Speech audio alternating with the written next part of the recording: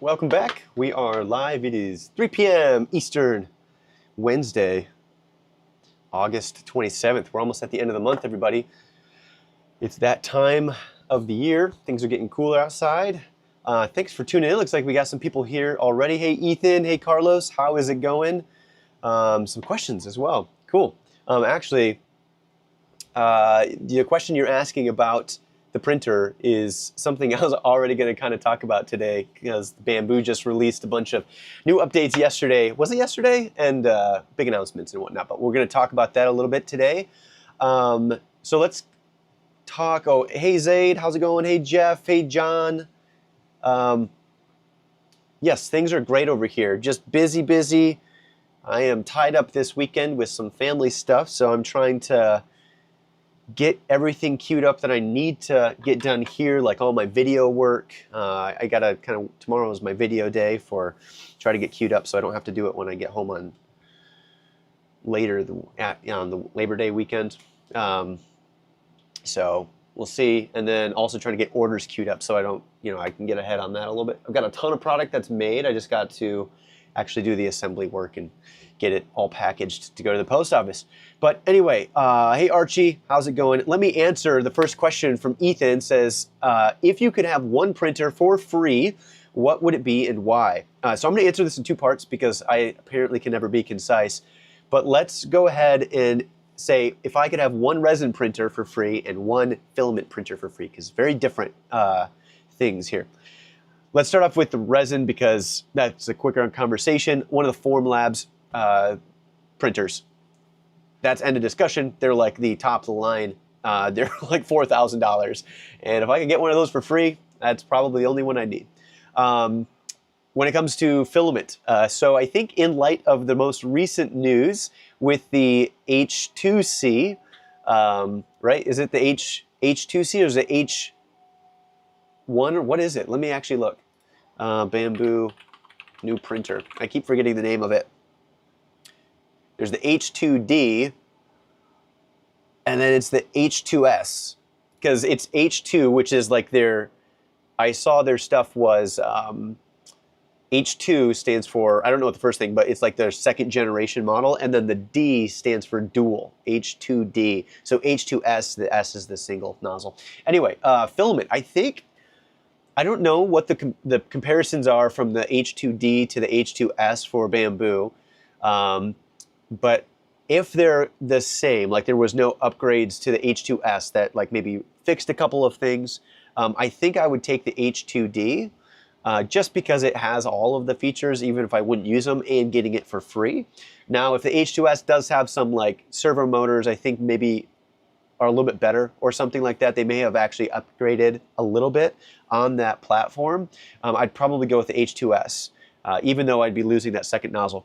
What's really fascinating is they dropped that other announcement yesterday where they're actually doing the tool changer. So instead of changing out the whole nozzle, they're going to be releasing something later this year where you can change out just not the whole tool head, but just change out the nozzle. That to me is compelling. So you can do multi-material without having to purge out the nozzle every time. That sounds super fascinating. It sounds exactly up my line of kind of some of the products that I'm putting out that do require multi-material here in the future, and also just the bigger build volume. So I think that would have to be my answer. Filament, I'd go with the H2D or the new H2S that just came out if I could get it for free, or the Formlabs, one of their large printers if I could. But anyway, that's the answer. John says, really curious to see if the H2C lets you choose how many tool heads you can buy and if you can add more later. Yeah, I don't really know how that size system works yet. Actually, that system would be cool if you could retrofit it into a P1S. I just kind of highly doubt that that's going to be realistic based on the photos I saw. Let's see, what else? I feel like missing some other stuff here. Curtis, welcome. Finally made it on time for the first time in a couple of months. We're glad to have you here. Jeff says, these past 2 weeks have been very chaotic. Anyone else or just me? End of summer rush. It's actually been a little slower on my end. I think it's been consistent. I can say that much, but it's not been anything crazy, which is okay because in the last in a couple of weeks here, I've just cranked out new products, launched a new store, and got all of those products up and a bunch of stuff queued up. I'll talk a little bit about, not necessarily the store today, but talk about some of the things I'm doing, and that way I can give you updates later on, maybe next month or so, on like what I think is working on the shop and things that you could replicate on your side. Let's see here. Mike says Anycubic M3 Max for resin. Interesting. How does that stack up to the Formlabs? I'm just curious if you have like any opinions on how the Anycubic stacks up with Formlabs. Ethan said, I got a free Elegoo Saturn for my school, and after using it on a small office, I learned how bad the resin is for you. Yeah, that will be a test. I do have some resin. I'm going to probably reach out to some more companies, but I do have one resin printer that I'll be doing a review on next month sometime probably. And I'm going to buy, I think I'm going to buy one of those little VOC meters so I can do some testing, because I'm really curious to see what the actual VOC total is. Because realistically, I'll have to get some filtration unit. There's one coming with the unit, but I'll need to likely have some other form of air ventilation and whatnot. I'm not actually putting it in my little shop down here. So that review will be somewhere else in my basement, but not in my little tiny corner over here. But yes, resin typically is not good for you. That's the one thing with the Formlabs, which was interesting, because I saw that the cure chemical that they use to cure that resin is they don't include it in the Formlabs resin. They have some different formula that doesn't use it, and that's like the stuff that smells really bad. That apparently that specific chemical that's an additive is what causes that, and most manufacturers use that for the resin. So I'll be interested one day if I can get my hands on a Formlabs. I'd love to see the difference, but I should probably just test out resin printing to start with before I dive too deep in that. Let's see, next question. Jeff said, kind of more follow-up. I started my shop mid-July and August, was great, all things considered. Yeah, fantastic. One Man 3D, hello from SoCal. Hello, glad you are here. Let's see here. Archie says, any experience adhering PLA and TPU parts together? I'm working on a product that has TPU base to it with a PLA top. I think the device is charging base as the product. Okay, so I don't have any personal experience with it, but funny enough, I just watched a video basically answering this question. And what they did was, I don't know if it was a feature of the slicer that you can do this in, or if it was something that they had to do in the modeling side. But they actually created like grooves that meshed with each other. So they weren't relying on the filaments through, just being stuck to each other. They were creating an actual interlocking mesh, so that way as it printed, they were physically bound together, not just chemically bound. Maybe chemically bound or whatever. So that would be my suggestion if you really want to get a good mix. Now, one potential bad part about that is more purging, depending on your setup between different filaments. But I think that's probably the best solution. And theoretically, if you do a physical binding between the materials, you could actually bind materials that absolutely don't stick together, like PLA and PETG, right? They don't work together, they don't stick together. So you could technically use both of those materials in conjunction with that method, which would be pretty cool. Alrighty, next question. John says they said you can retrofit into the H2D and H2S, but nothing about the P1 and X1. So I'm assuming that's the tool changer, and I think you're right. The photos make it seem like it's just the big printers. Broken Flame Games, welcome. Broken Flame Games says, been trying to sell 3D prints on a few platforms and haven't had any luck selling anything yet. How do you drive traffic to your shop? That is the age-old tale of how do you get sales and drive traffic? Well, I'm trying to think of a clear way to answer this for you. Number one is SEO. So like on Etsy, I've not really driven traffic from anywhere but Etsy's own platform and ads on Etsy. And that's why I use Etsy. That means you have to have a few things to do that well. One, you have to have really good photos, something that's engaging, clearly tells the story, right? I think story is maybe a little bit too much overblown. Maybe not the right word for that, but your front image, your hero image that is for your product, needs to communicate everything that is of value with that product to the customer right when they see it. So, for instance, if you're using that product with, like it's an accessory for someone else's product, like my coffee grinder thing, it needs to be very clear what the purpose is and why you have that product. If you're not making sales, I would say maybe just the first thing would be is test out different photos. Also do some stuff in terms of like research on the platform. Etsy is kind of like cutesy, right, with their photos. So if you can show it in use inside your home, I'm not exactly sure your product is, but that might also help drive people there. Once they're there, they need to see the right information. Price might need to be adjusted. Don't undercut yourself though. And then also, I just read a new article from Etsy. They just changed their rules. Well, it's not rules, but their recommendations around how you need to create the titles. They just redid that, and it's way simpler now. So instead of like, let me find something here. This is a new product that I was gonna put on my board game store, but I've actually decided to put this product on my actual shop. If you are interested in it, you're more than welcome to buy it. Broken Flame Games, I know we're going to do the same thing, but I made a dice counter and spinner. Oh, rolled a 20 first try. Nice. I played some war games last night. I wish I rolled that good last night. And it's got the back piece with the dice. So this is a 20-sided die. But anyway, it's got this and it comes with a stand. So I'm going to use this as an example because I'm in the process of writing the description and getting all that stuff for this product. And instead of saying D20 dice spinner, black, super cool, fun, well-made, all of those descriptors, what they want now is a very clear objective descriptors for the product.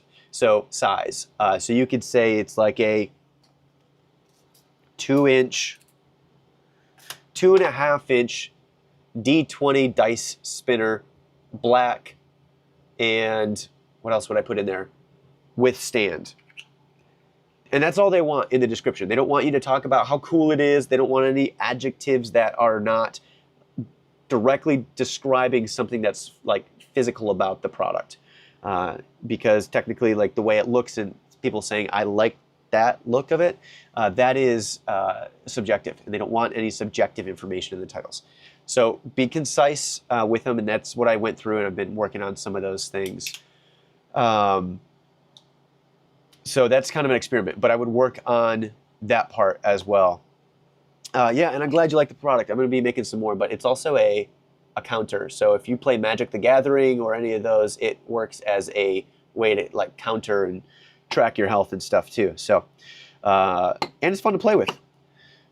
All that aside, that product is going to go up by the 1st of September. So actually today, I'm kind of hoping to do that, but I'm running out of time already. So maybe late tonight, I'll do all the photography for it and then get it up tomorrow or something. Start there. And if you have more questions, always come back and we can talk some more about it. All right, let me check some more questions here. Mike said, not sure how the M3 Max stacks up, but it's 13-inch on the diagonal. Nice, okay. So it sounds like they're reliable, which is really kind of like the main thing, right? Like the printer you get, as much as I like Bamboo because they just work, it really is a matter of having a machine that works and is reliable. It's probably more important than anything else. All right, next one up here. Kaz says, I got the Bento Box 2 HEPA charcoal filter, and it certainly removes odor from the PLA and ABS. I assume it's a good indicator that's removing VOCs and particles. Yeah, I believe the odor is VOCs, but I'm not a scientist, so I don't actually know. I'd have to look it up. Jeff says, I'm considering doing local craft shows. So how many people are selling dragons and licensed STL products? Everything is my own design with mostly vintage decor. Any shows, sales that you have done? I've not done any. I do have a local farmer's market that is like the biggest in the area. And I have the information. I need to get signed up because it would at least be fun to go there and like, put some of my products out. So that would be cool. And then there is an art fair that I keep forgetting, but I maybe needs to go on my priority list. Actually, move it up the list today for Grand Rapids. That's a big thing. You have to actually pay. People have to go shopping there. To go shopping there for the event, you have to pay to get in. It's like $5 or $10. So it's a pretty big deal. So the people who go there are like actually going to buy stuff. They're not just perusing. I need to sign up for that because a lot of the new products that I'm making are kind of fit that theme. They're more fun things, giftable items on some of the new shops. So I'd like to do that. So when I eventually go there, I will let you know the results. The only issue is though, for me, like I think the local in-person stuff is actually better marketing than it is sales, if that makes sense. I mean, I'm sure I can make some sales and make some money there, but I think more importantly is you're getting eyeballs on your product and getting your product out locally and getting people to know you. So, and if they know that you sell on Etsy and stuff, and they like the product, they're likely to share it with friends, and you can maybe get discount codes. So I think it's more of a marketing play than anything else and getting brand awareness. I need to be more concise. I hope you guys like my long-winded answers, but sometimes like I finish answering a question, I'm like, wow, I just like rambled that whole time. I can just, I guess, keep talking about the same thing over and over. Jeff says, customized colors makes it difficult from outside looking in any advice. So when you say customized colors, Jeff, are you talking about per order, like people can ask for custom colors?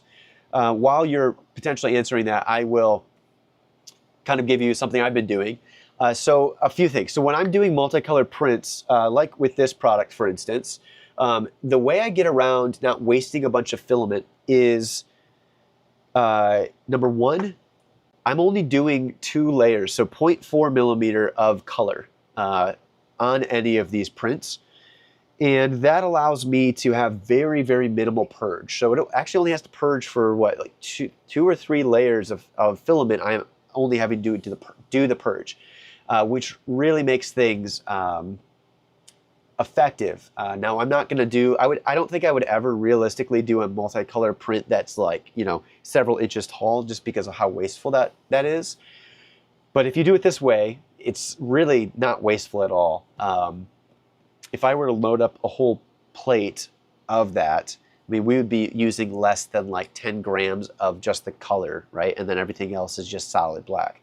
The other thing is when I make a product, I'm not offering variations on colors. You get the colors I've produced and that's it.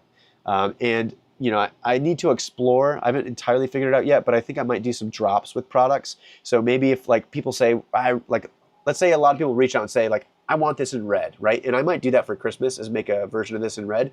I'll produce 100 of them and say, that's all we have, get them until they're gone. And maybe charge $5 extra for like a premium color or something like that, or limited runs. So doing some drop type stuff with your products too could be a cool solution to offer different colors, create hype, I guess, around your product a little bit and get people interested.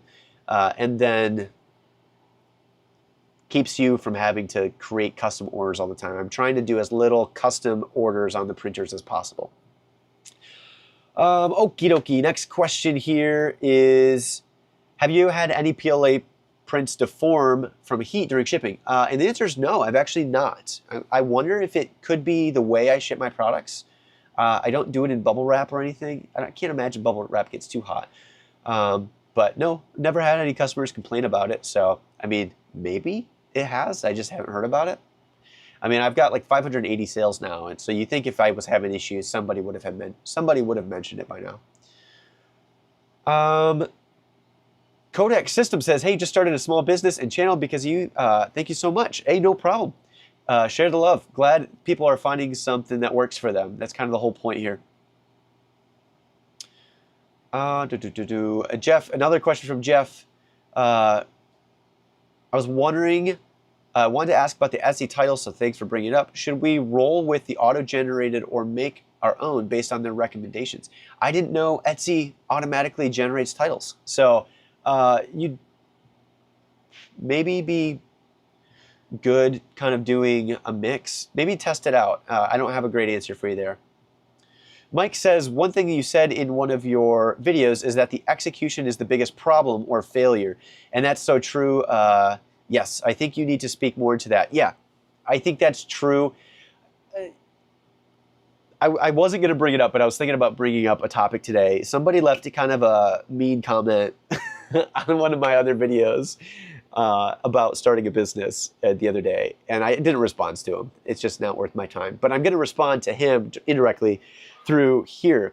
And it was he said it took you 7 minutes to say anything of substance in the video. And I was like, I don't even remember how I made that video. So I'm going to go back and watch. And I checked it out. And it turns out that for the first 7 minutes of the video, I talked about mindset going into starting a business. And part of that was execution. And it was only after 7 minutes where I actually said, go buy a printer that works for you, go buy this, start a shop on Etsy, and pick a, I gave some clear, actionable steps.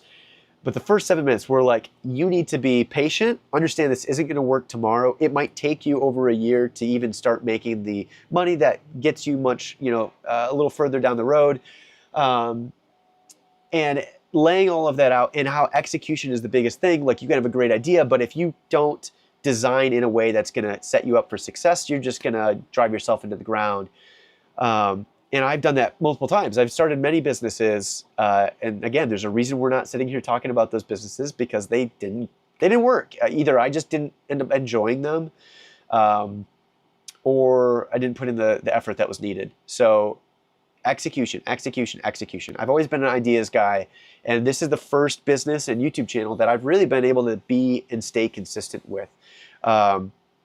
On that same topic, I don't know if you guys watch any of the Green brothers, Hank Green or John Green, but Hank Green put a video out the other week, and I related to it so much. And it was, so he had an interview with somebody, and he's like, instead of having you do a paywall for a news article, I'll just tell you the question the person asked and answer it here on the YouTube channel. So he did. And it was like, they were asking why he's so successful. And he's like, basically he said he's lazy.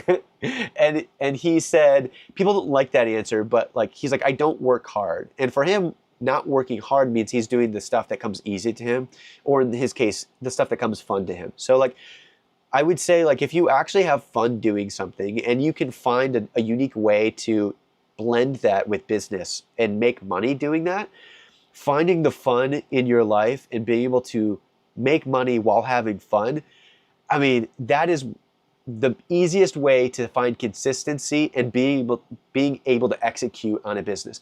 There's a lot of business ideas out there. There's a lot of ways that you can make money, but a lot of them are not fun. And I'll tell you what, for me personally, as hard as I've tried in the past to start businesses that are not fun, but the math works, I just can't do it. It just doesn't mesh well with my personality. I get burnt out. I lose focus.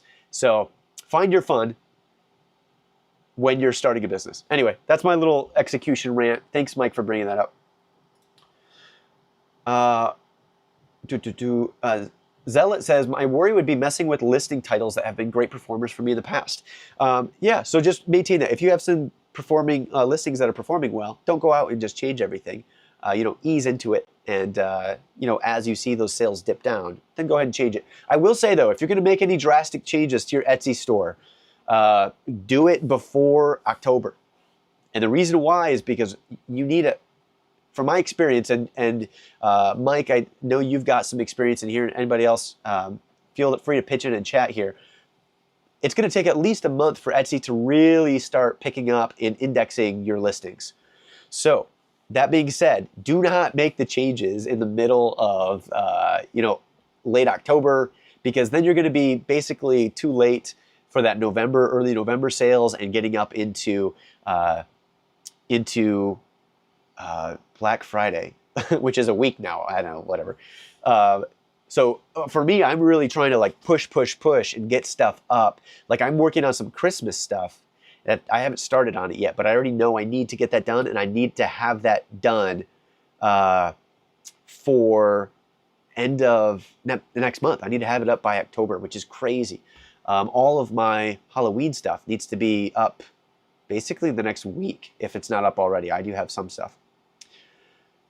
Cool. Okay.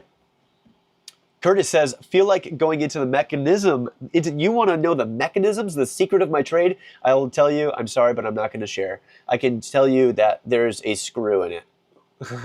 And that's all I'm going to share about this. It looks like there's magnets in play. And I'm going to say there may or may not be. That is the secret of my craft. If you'd like to buy one and tear it apart, that is your own prerogative. But yes, that is... a little bit of a secret. Let's see here. Next one is, Jeff says, yes, custom colors per order. Yeah, that's tough. I understand that customized Etsy sales can drive more traffic, but I'll tell you what, some of the people that I watch who do customized orders, I don't know how they actually make it. Like you can for sure make customized stuff, but what you're doing is you're kneecapping yourself at your ability to scale your brand. And that's it, right? So like my focus has been and always is like, can I make a product that's compelling that I like to sell? But then is it like designed in a way that if I were to sell 1,000 units in the next month, could I produce that? And would that be realistic with my time? If it's not, then maybe do I want to upload it just for fun? I don't know. So just think about that too. You know, if you like doing the custom stuff, that's cool. But I would rather make something custom for me, and then everybody can just have that version. So it's not exactly custom, but whatever. OVG says, what's your take/tips on when buying your second machine, or how many days of backlog or print time? Thanks for all the content. Awesome to follow. Thank you, by the way. Glad you're here.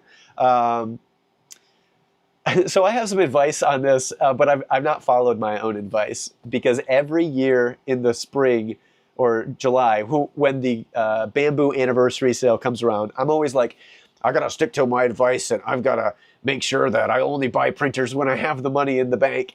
And every year that sale comes around and the printers are so massively discounted that I'm like, I know I'm gonna need them later in the year. So I've always ended up buying some. What I would say, though, the advice you should follow is, in which I am now, I am waiting and saving up for another printer. I'm not just going to buy any. Is have the money in your bank account is pretty much what it is. That means you're going to do some late nights. You're going to be doing like printing on demand. So you're going to be sitting in front of your printer, like watching paint dry. And the second that thing comes off the printer, you're going to load up another one and get it going and do that over and over and over. And that's the hustle side of things, right? Like, for the lack of using a better word, that's the hustle piece of the business, right? Like, these printers can pump out product. Even the A1 minis, the ones I started on, they can crank product out. The problem is the beds are so small, you have to babysit them a lot more. That's the downside. So load up the plates as well. That's trickier to do on the A1 minis because you do lose about, maybe a half inch to an inch of safety margin around the build plate on those. So for warping issues, just because it doesn't distribute the heat as well on those printers. But anyway, yeah, I would say wait till you have the money to do it. If you price your products right, that should be pretty quick. All right, next one is Archie says, I've had one product warp during shipping. It might have been their location. Interesting. Yeah. Again, the nice thing about 3D printed products is they're cheap enough to manufacture that if you need to send a new one, you can send a new one. Just good customer service. Let's see here. Next one is Herbals says, finding packaging style for your first order. Yes, I would say packaging is really important. I've kind of landed on the this stuff, you know, the big roll of the paper or whatever it is. I'll just show you guys. You've already seen it, but this stuff. I like this stuff for all the packaging. This does release some fibers, so it does get things a little paper dusty, if that makes sense. So a good trick for that is you can actually just get some lunch sacks from the good old high school and elementary school days. Get some paper bags. You can get paper bags. You can get some of this stuff. This is painter's masking tape or masking paper for painting. It's really cheap. Comes in a big roll. It's really thin. And you can wrap stuff up in this to protect it from obviously during shipping, but also keeps the dust off of the parts while they're shipping. So that's kind of cool. And then throw little pieces in there. I think I think customers have gotten so used to the poor shipping quality of Amazon because they literally just chuck stuff in a box that I think the expectations are so low on the ground that you really don't need to do a lot to make customers happy. And if you do stuff that's recyclable and you put a little nice note in there, I think people will be over the moon for how well you're doing and they'll be happy with you. Kat says, how often do you work on SEO? How much time do you dedicate to SEO? Not enough. There's always more SEO you can do. Really, when it comes to SEO, I would say more is better than one really good thing because you will not find success SEO-wise with just one item. One, because YouTube and Google kind of dictate that. I did have somebody message me the other day that they were searching for a problem for their printer. And they were using Gemini, which I believe is Google's AI.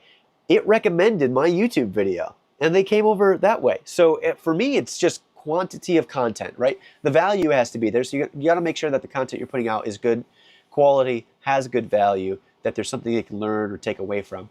But yeah, I would say just like more and more is better because you can really experiment that way because it takes a lot of time. I'm still trying to figure out kind of like what my sweet spot is. Like my last video I put out kind of had I'll be honest, it wasn't my best title or my best thumbnail. You guys can all agree with that one. The red one, like stop printing trash essentially. I might go back and change that thumbnail, but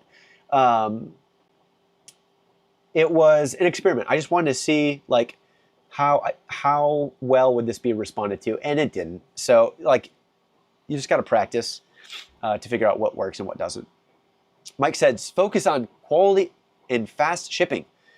Yes, 100%. People love that stuff. Let's see here. I'm looking for another question here. Mike, welcome. Or Mike, a different Mike, M-Y-K-E. I think that's, unless it's Mikey. Mikey? It's either Mike or Mikey. Glad I sounded that out. Okay. Doing my first month on Etsy store, Shopify, slow start. I'm a very niche hunting market. Hoping Christmas picks up when the season comes around. Any good advice for a very niche market? Hone in on it. Double down on it. If you got a really niche market, keep building out that brand and add more products too. So I just launched a new store last week.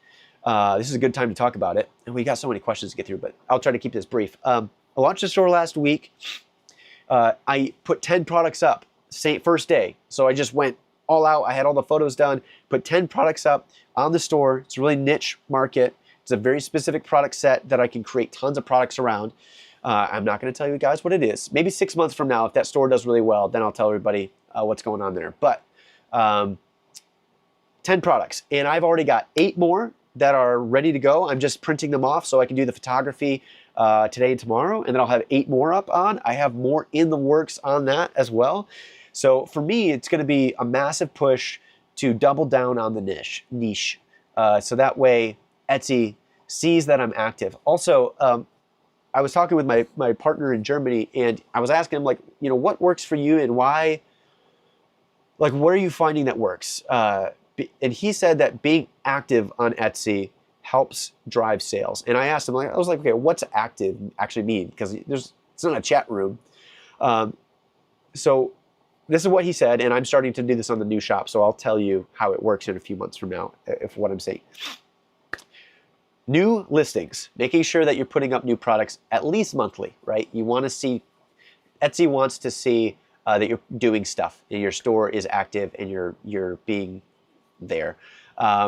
When people order from you, be fast, get the stuff, ship it out, hit those KPIs, which I hate that word, everyone.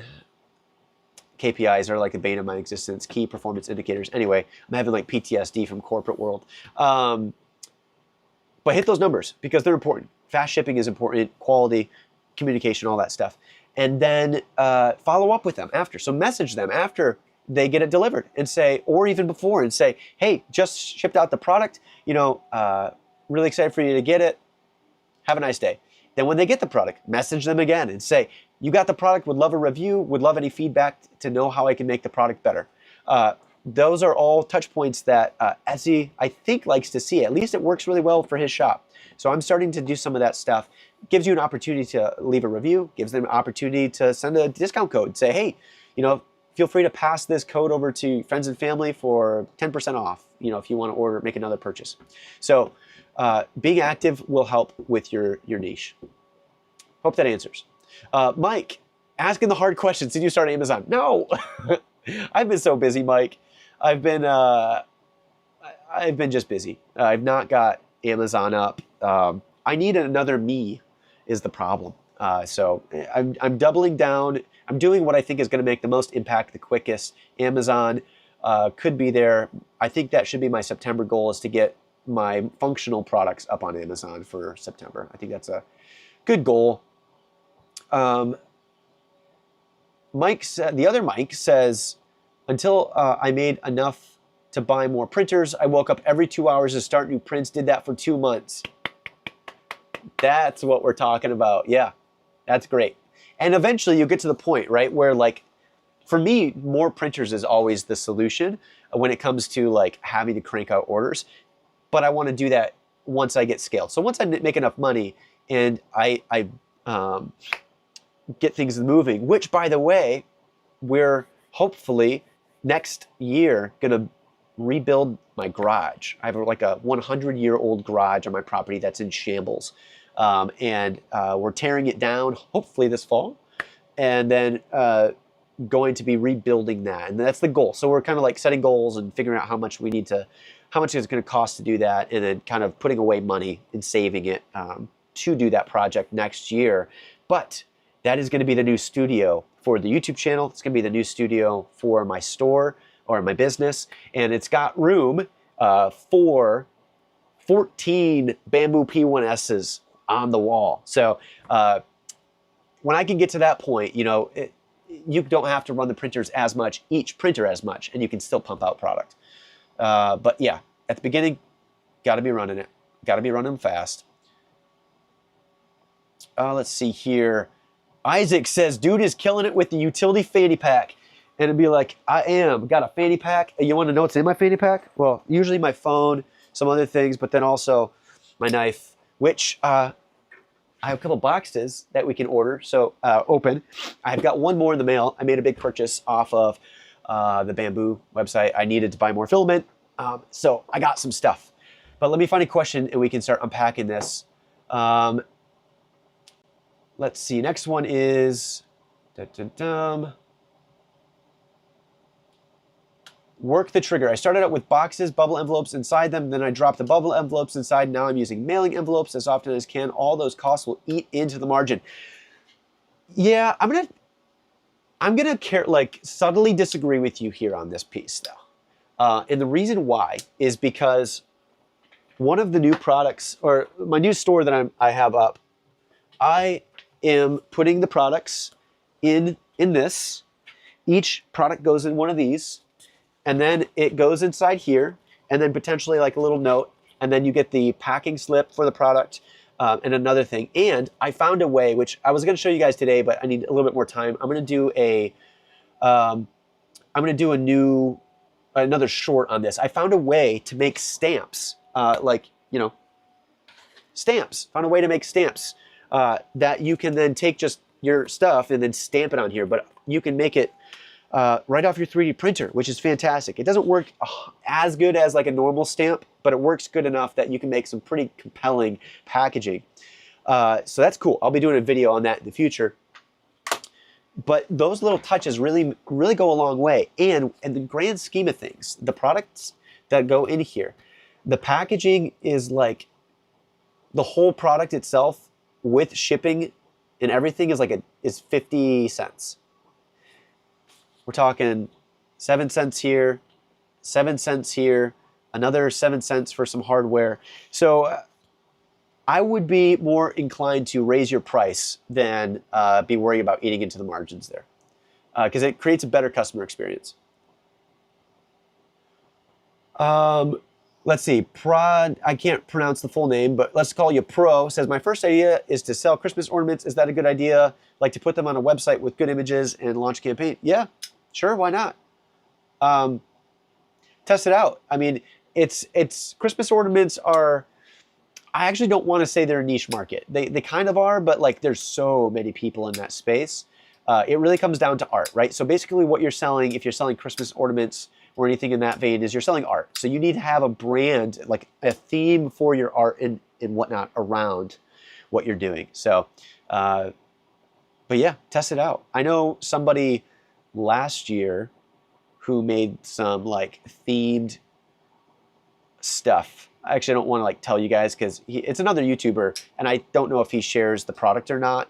But yeah, the themed stuff for Christmas and they did pretty good. So like he got like 200 sales and he launched his shop like within his first like 2 months because it was near Christmas. He had like 200 sales. It was just a really giftable item.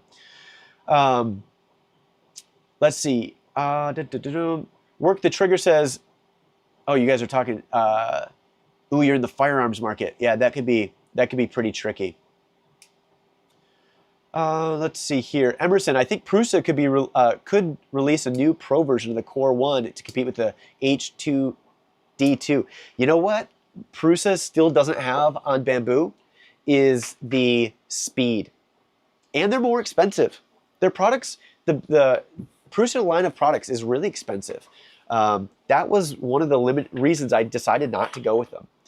And at the time, they were like half the speed. I think they've improved that some, but I think they're still slower. And as you know, when it comes to some of the newer 3D printers like Prusa and Bamboo, the consistency's there. But when it comes to manufacturing, let's talk about licensed products really briefly. I was having some thoughts about licensed products. I think most people know my opinions on them. I'm not here to say don't do it, but I'd highly recommend being careful if you choose to buy or sell licensed 3D prints because it's not your design, number one. But number two is you don't really have anything unique to compete on because everybody's going to be selling that.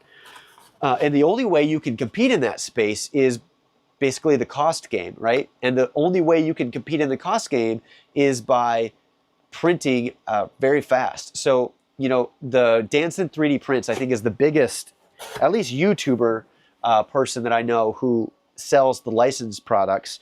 And he can outcompete most people because of the speed. And he runs all Bamboo printers. There's a reason he doesn't run Prusa. I've not asked him this, but my assumption would be he does not run Prusa because they are potentially more expensive and they do not print as fast. And for him, speed of prints is probably one of the most critical pieces of his operation because he needs to get as many out as quick as he can to drive down costs. And if you start selling licensed products, that's what you're competing against. And that's tough. So, I mean, that's why I've just never decided. I've always said I'm not going to do it because I have no interest in competing in that way. So what I did here, I've got another box under this one. I ordered one of every single color from Bamboo's matte lineup. So like I have 25 spools of filament in. And that's because I'm doing some multicolor prints with some of my new stores for just those first 2 layers.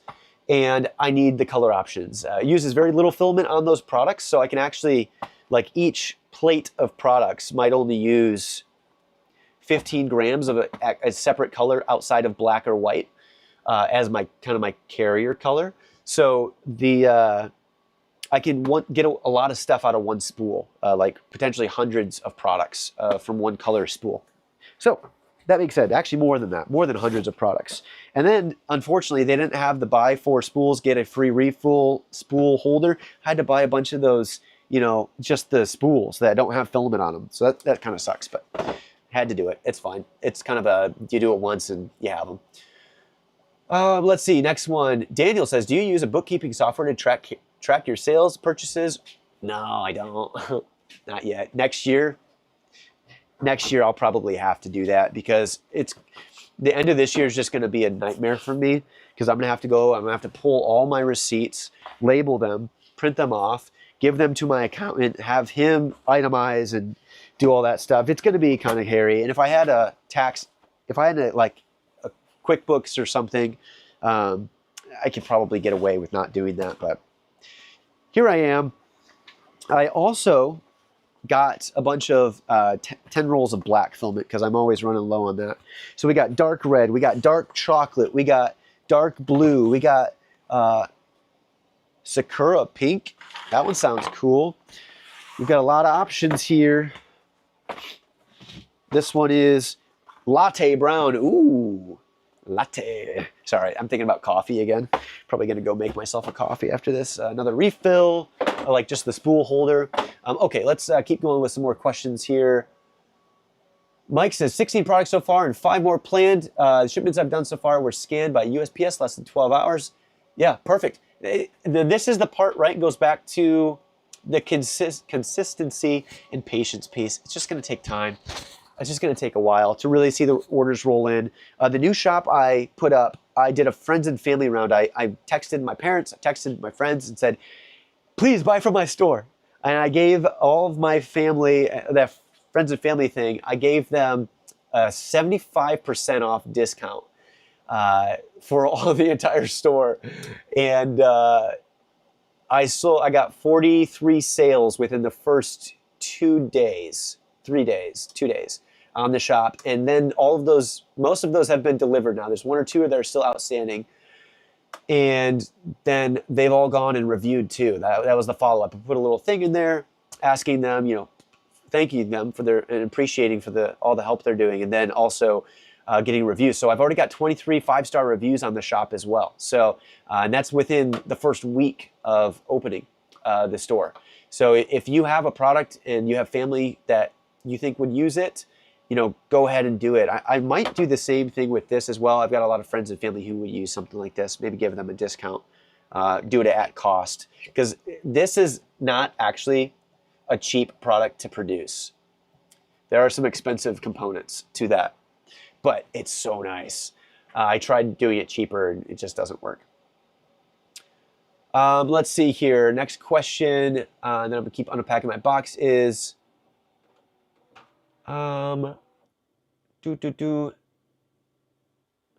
Mike says, building my new 20-foot by 30-foot shop in 2. Nice, that's sweet. Yeah, I think my planned new garage is going to be 14 foot by 20 foot. And my actual workshop space will be 14 feet by 14 feet, or maybe 15 by 14. I'm going to be putting a false wall in there. The whole building will be insulated because I'm going to have, I'll have to get a split unit and put a split unit in there eventually and do all that stuff because it's going to be my workshop and we get snow here. So, Kaz says, I think you mean a mean booty bag or a glute sack. Yeah, I think that's way better than fanny pack. I do love that. Let's see. Shats in the Dark says, correct me if I'm wrong. What was the website you recommended for buying boxes? Amazon. I mean, there's probably a better solution than that, but I just use Amazon because I can get stuff in lower quantities and quickly, so I don't have to have a lot of inventory. Let's see here. Evan says, joined up from my phone as I'm watching on TV just so I can ask, I see you suggested Rolo as your label printer. Can you say why Rolo over another cheaper one from Walmart? The answer is I don't know. I don't have, the reason I say I like Rolo is because I have firsthand experience using it. I'm not going to give you you should buy something if I've not personally tested it and think it's actually worth your money. I know the Rolo printer for me has been good. It's an expensive option. I kind of went out ahead of the game last year and bought that before I probably needed it. But it has become the most used item outside of the printers in my shop. And it's become vital to the business. It saves a ton of time. There are other brands. I've actually had a bunch of emails asking for sponsorships where they'll send me their printer, their little label printers, and I can test them out. And there are a bunch of other YouTubers in this exact same space who have taken those sponsorships up. So if you're interested, go check out their channel, check out their reviews. But I just didn't think like a label printer is just such a small part of the larger business. And also not only a small part of the larger business, it's not like operationally important. Like as long as it spits out a piece of paper with the shipping info on it, that's all it needs to do. So sorry, that was my way of, I'm just recommending it because that's what I have. If you buy one for 30 or 40 bucks and it craps out on you, I'm sure you probably got your 30 bucks of money worth out of it, and then you can go buy a nicer one. I just, for better or for worse, I'm one of those people who over the years have just stopped buying the cheaper versions of things because I always end up buying like several times, and it's just, I kind of get sick of it. Next question is, I gotta stop clicking on stuff here. Evan says, also, are you looking into recording a couple of YouTube videos as well to try to bring more traffic to your shop? I've noticed you hardly ever link your shop and products. Is that a bad idea? For me, it's a terrible idea. I did that at the beginning and it was not good. The reason why is because you guys, unless you guys tell me, hey, I've got something I really want you to make and I'll buy it from you, or there will be opportunities down the road. Like I do sell a few things that you guys could buy. Actually, the biggest thing, if you're interested in supporting the channel or checking out some of the things I do sell, and I have some extra stuff going up on Patreon, is check out my Patreon. You can also check out my Etsy shop. It's just my business name. So you can go there. It's not hard to find. But the reason I don't link it is because I drove a lot of traffic there and nobody bought because they were just like, oh, this guy runs a 3D printing business and I want to run one too. I'm going to go look at his shop to see what I can make. And then they didn't buy. And then my conversion rate on my shop went down really, really far. And then what that tells Etsy is that you're driving a bunch of traffic and nobody likes your products. So it's not great. So don't do what I do. On my new shop, I am building out a content plan for that shop, and I will be releasing YouTube videos for that shop on a new YouTube channel that is strictly for marketing. So it's not going to be this. It's going to be essentially as if a business had a marketing channel or like a YouTube channel for marketing. That's what it would be for. So those are going to be all shorts. I'm not even going to do long form videos there. It's just going to be little quirky things for my products with a link over to the shop. So that's what I would recommend if you're trying to use like Etsy or TikTok, YouTube, or Instagram for any of that type of stuff. Do video, do shorts. That's where the audience pretty much is. Sean. Hey, Sean. Welcome to the stream. Are you still using your A1 minis? Yes, I am. Actually, I've got one that's set up as a dedicated prototype printer. Unfortunately, I can't really call it the 75 square foot workshop anymore. I'm kind of cheating. I do have my other stuff set up over in another part of my basement, and I am running stuff. So I've got prototypes printing off there. I'll use those for photos, and then I'll switch over to production mode with those products, load them up on my big printers here. So, but yeah, they're great. I love those printers still. Mike says, Chris, if you need any empty bamboo spools, hit me up. Oh man, I will next time. I will drive out there and pick those spools up and check out your shop. Oh, and I have an idea, Mike, which might be cool. My wife suggested it, that maybe we could do sometime. But I don't know if you'd ever be open to doing like a interview or shop tour for the channel. But maybe I'll message you via email and we can talk about it. But something like that would be cool. I think it would be fun to kind of show off other people's workspaces and kind of their workflows and little things that you've learned. But anyway, that'd be cool.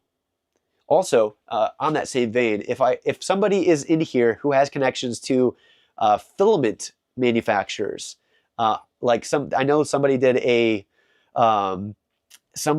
video where they showed Prusa's method of producing filament. But if there's a Michigan-based filament manufacturer or something like that, I would totally come out there and do a video to put on the channel and check out the filament too. That'd be really cool.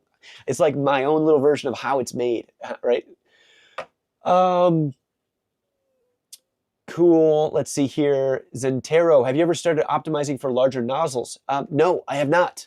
I optimize for larger nozzles, and I'll tell you what, I never will, and here's why. I actually just talked about in that other video that did really bad last week, was the perception of 3D printing. I had somebody leave a review on my shop for one of my products, and they said, I was hesitant to buy it because it was 3D printed, but now that I have it in hand, I'm very impressed with how well it's made.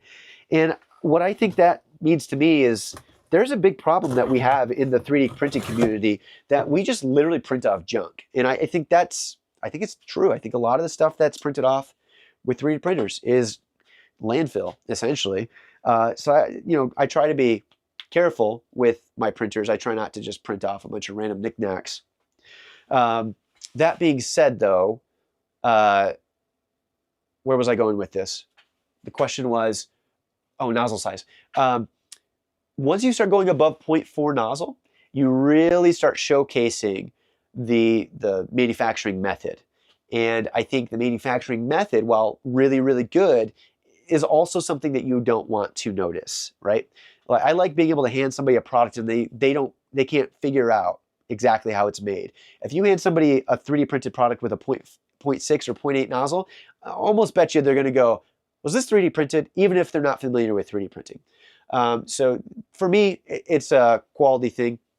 And I just won't go to 0.6. Now I know Shop Nation does, but also think about his audience. He's selling tool related things that just need to be thick and durable. And I think, I could be wrong, but I think he still uses or does use 0.6 nozzles for all of his products, but that just makes sense with his customer base and the product specific niche that he is in. Can't get away with that. Can't do Flexi Dragons with a 0.6 nozzle. I mean, it would save you time, but it's not good quality. All right, next one. Let's see here. Isaac says, I started Etsy last November. I'm at 4 sales away from you're 4 sales away from breaking 200. That's sweet. Congratulations. That's so exciting. I'm pretty niche market with 47 items. Should I try pushing more Etsy ads? Yeah, you should. If you've got the budget to do it, and if it's not something that you're financially reliant on, try bumping ads up. And even if you break even for a month, you'll at least have the experience of what those ads are going to do for your store. Just know that you're going to have to at least run them for a month to really see the results or get any data that's worthwhile. Ali Shan, how to learn Fusion 360 true way. I'm not sure, but you should learn some type of 3D modeling software. Mike says, definitely, fantastic. Yeah, so that's just the idea, Mike. I don't have any definitive, like, when I can actually make that happen. It's just been crazy, and I'm like stacked up through until like October, essentially. And then once the snow hits, it's a little trickier, but yeah, that would be fun. That'd be fun to check things out and maybe showcase the shop. Cool. Let's see. How about how it's made boxes? Kaz, I know you've reached out about that. Potentially, that might be a cool one. Maybe, trying to think again, scheduling, but maybe that would be a good like next year thing.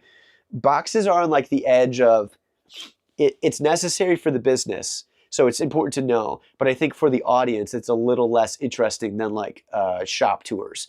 But I personally, I would go into a box factory any day and do a tour. I don't know why. It's super nerdy, but like, and I'm not an engineer. I just love that stuff. So yeah, I do think that's a good idea. Just trying to figure out when it is a good time and what audience that would get in front of.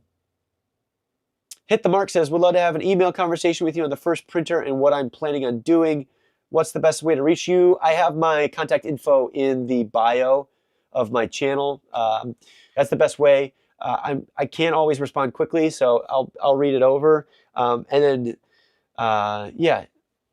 Again, that's why I do the live streams, actually, is because I end up having a lot of people reaching out to me regarding just questions like that and stuff. And I was like, it's writing and typing for me, it's time consuming. It takes a lot of work. I'm much better at just riffing off the top of my head speaking. So the live streams for me are a way to kind of give you guys that connection to answer these questions that you might have. That could maybe only take me 60 seconds to 2 minutes to answer here like this versus me spending 15 to 30 minutes trying to type it up on an email and then like reading it over, checking for typos. So that's why I do these live streams, is it's kind of my replacement for those more email focused communications. But feel free to send me something. I'll take a look at it. Let's see here. Oh, Mike says there's almost no visual difference between 0.4 and 0.6. Wow, I must be wrong, which is totally possible. I've only printed it with 0.61. So, okay, you can still print at the same layer height. That's a great point. All right, see, this is why we have a community around this, because I don't know everything. I'm like far away from knowing anything. So that's fantastic. That's good advice there. It would definitely reduce the amount of walls you have to do. If you want that like 4 walls, you could probably just drop it down to 1 or 2 and you'd be at the same thing.